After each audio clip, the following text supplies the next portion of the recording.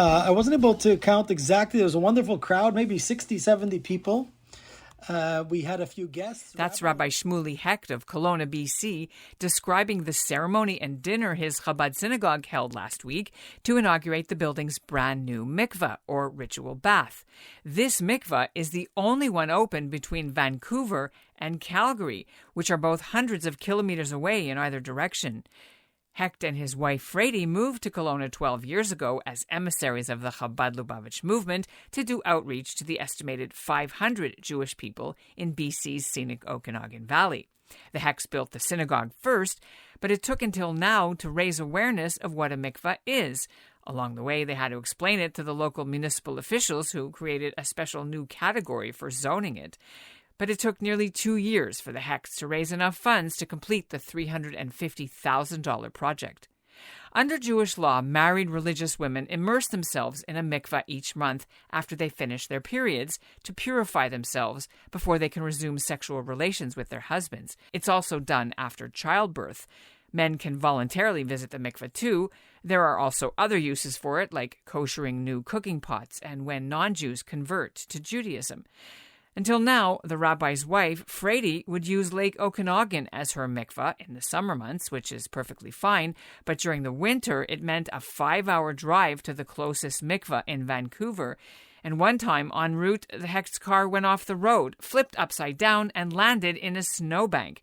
No one was seriously hurt, but it made getting the Kelowna mikvah built even more of a priority. This is a private story, to be honest, but for people to understand what Jewish people in small communities have to go through in order to observe the mitzvah and to be able to get the support that it needs, you have to do whatever it takes. I'm Ellen Besner, and this is what Jewish Canada sounds like for Wednesday, March the 1st, 2023. Welcome to the CJN Daily, a podcast of the Canadian Jewish News, sponsored by Metropia.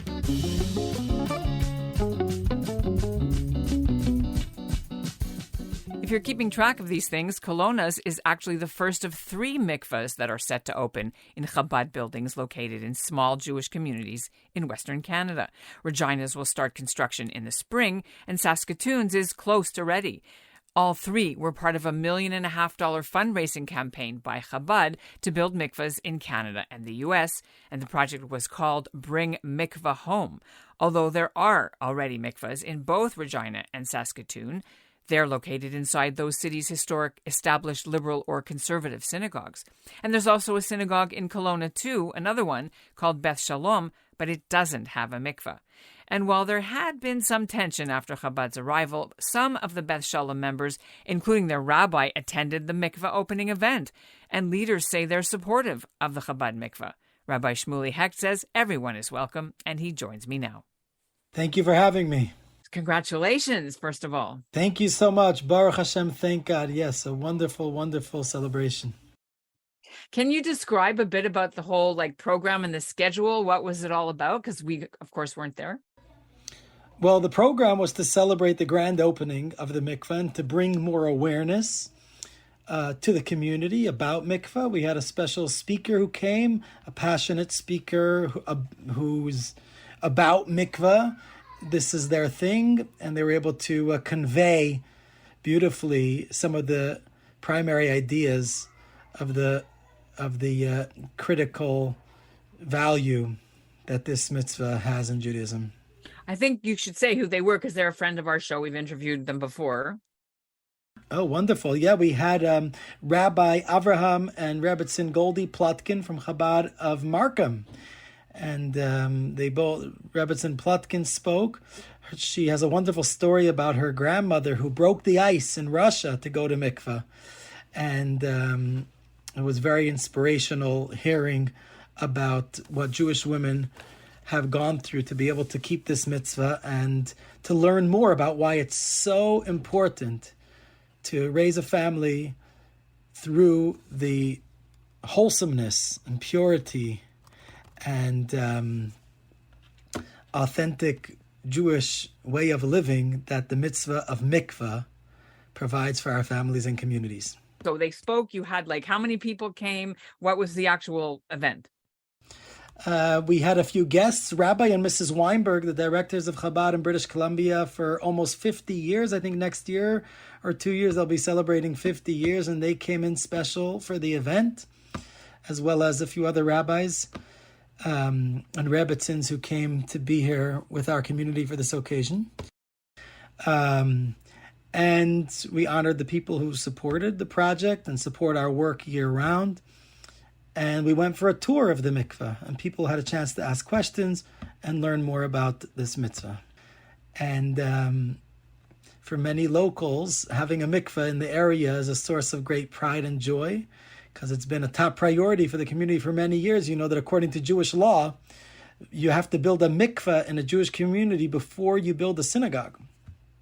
I'm aware of that. And I know that in our reporting for the past couple of years, there were people who were converted to Judaism, and they had to do their mikvah supervised in the lake in a beautiful summer, Okanagan Lake. So I wondered, can you talk about what your communities had to do without this? Well, the main important aspect of mikvah, as far as most of us are concerned, is for marriage.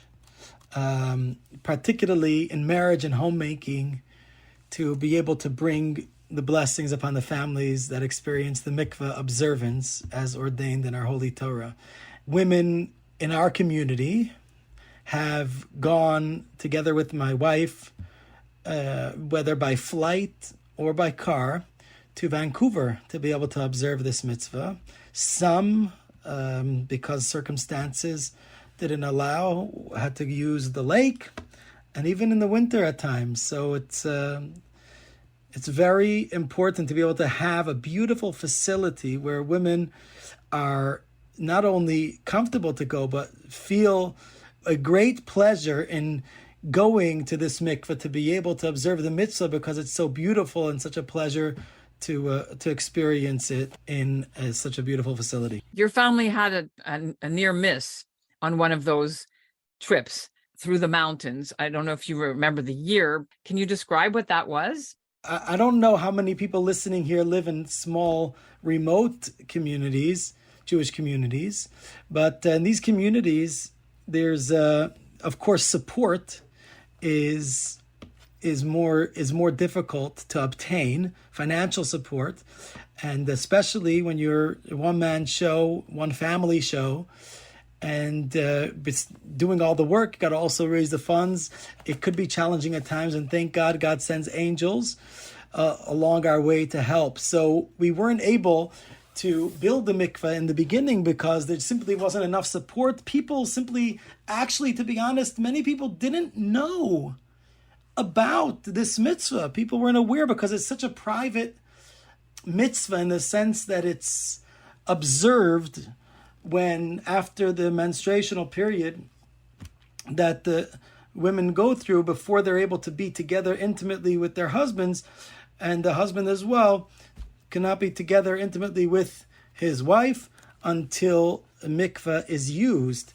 And so it's something that the night of the mikveh, husband and wife come together again, and it's actually a beautiful kind of experience because, you know, abstaining and then coming back together again makes room for a really new kind of feeling of love and closeness. They say, you know, distance makes the heart fonder. Right. Now, back to the question, though. Yeah, that story we shared, some of us had to be vulnerable and share stories in order to let people understand what we deal with in order to do this mitzvah, you know, because it has to be on a certain night, a certain time. And once it came out that the mikvah night was the night of the first night of Hanukkah, and we had a huge community event that night with a few hundred people downtown. We couldn't miss it. So we decided to stay, do the event, and then we had someone come babysit in our house while my wife and I and the baby drove to Vancouver. And that night there was a lot of snow on the Coquihalla that people call Hell's Highway. And we got in a terrible accident, not with another vehicle, just ourselves. We hit a patch of snow right behind the truck. as the truck was flying by and squirted snow into our vehicle, and we flipped over, and we had miraculously landed on a snow patch and celebrated this great Thanksgiving to Hashem that we were able to walk out without a scratch, and finally made it safely to Vancouver, maybe at 4 or 5 in the morning. And myself and others shared similar stories, felt it appropriate to let people know what's going on so that they can be aware and share support. And by the way, if I may plug, there's still bills to pay for our mikvah. So if anybody listening wants to support it, feel free to reach out. It's costly. I think most mikvahs today, when you're making a properly beautiful mikvah that women will be happy to use and want to use, and men, is in the range of $300,000 to $400,000 for a beautiful mikvah. That used to be, to be honest, people just made a hole in the wall, a hole in the ground, I should say, and good, and it's a mikvah. But women in North America weren't up to, and men weren't up to using it. It was dirty. It wasn't properly maintained, and it wasn't appealing. And actually, many women stopped using the mikveh because it just wasn't comfortable to go there. And the Rebbe, the Lubavitcher Rebbe of blessed memory, was the one who campaigned that the Jewish communities need to make absolutely beautiful state-of-the-art mikvahs, because it has to be encouraging and motivating and comfortable for people to use it so that they can observe this mikvah. In today's day and age, mitzvahs can be observed with joy and with pleasure. How did you find local craftspeople to do this work? Or did you bring in experts who knew how to do this? Well, we had the journey was wonderful and full of surprises. We just literally found, miraculously, one tradesperson after the next who really took the project seriously and were doing it because they really wanted to help. Many of them helped us financially as well, doing parts of the project pro bono. And they were so excited to be working on a project that's the first of its kind in the whole Okanagan region. And actually, some of the people on the team, the mechanical team, were working with the city to develop a new term of mikvah for zoning purposes, because they never heard of it before. It was a very fun project. Everyone was very supportive. The city was very supportive. The people were very supportive. And another interesting point is that, to be honest, after all the dust settled and prices from the beginning, the major part of COVID, we got a quote. Prices started rising like crazy, and we got our first quote from the contractor, and we're finally ready to build after raising money for 14 months. And the quote came in at $500,000. And when we saw that, it was just like, well, now we're going to go out and have to raise another $200,000. And we just weren't up to it. It's a lot of work. And we have other programs that are ongoing. Thank God, a big family, and doing this on our own. So my wife is really the one who gets the credit. She took on being a mother of 7, thank God, and a full-time job of running a preschool at home, and caring for children that are on online school, homeschooled. She took on the job as being by herself the contractor for the mikvah, so that we could eliminate the cost of approximately $150,000 that would have gone to the contractor. And she did that herself. She spent hundreds upon hundreds of hours organizing and doing the regular job that a certified contractor would have done. And it's really a huge thanks to my dear wife, Rebbetzin Fraidy Hecht. I wish we could speak to her about it. Have you used it yet, either of you? So that's generally a private question for people. It's okay that you asked it. Right. Okay. Is it usable yet? Yes, the mikvah was used even before the grand opening. And I'll tell you a beautiful story. There was a woman, my wife has been learning all along on the side while doing all of this work, learning with families, with couples, with women about this mitzvah. And many of them, it's their first time learning about it. And there was one woman and her husband who they were so inspired learning about what this mitzvah does and the tranquility it brings into marriage. And after she learned so much about it, she was the first one to use the mikvah, actually. It was so inspiring for her that after she used the mikvah, she messaged my wife, I decided I'm going with my husband to Israel for 10 days. I just have to go to Israel to expand the experience of purity, of holiness that we brought into our family, and how bad they felt having missed it for so many years. Absolutely beautiful story. Okay. And then what happens to now your shlichut? You've been there, almost 12 years already by now, right? 12 years, yeah.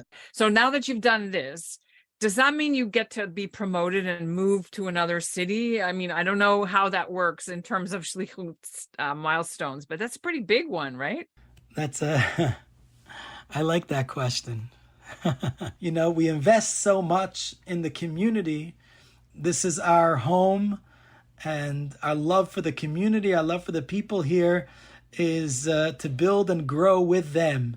So this is something that's part of our life. It's a lifelong dedication, and we grow together with our community. We don't leave them behind.